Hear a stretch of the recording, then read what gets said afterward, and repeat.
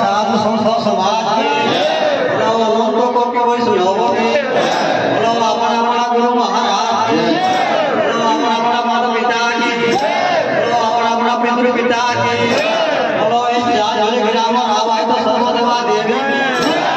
भगवत स्वामी की बोलो चारी धाम की बोलो बद्रीनाथ धाम की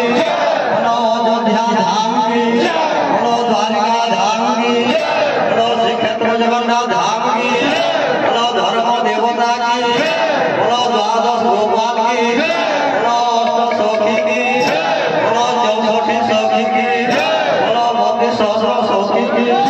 बोलो 16 गोपी की बोलो अष्ट सखी की बोलो पंच सखा की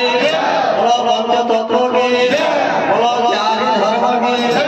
बोलो संसार सविवर्धन भगवान मोहनानंद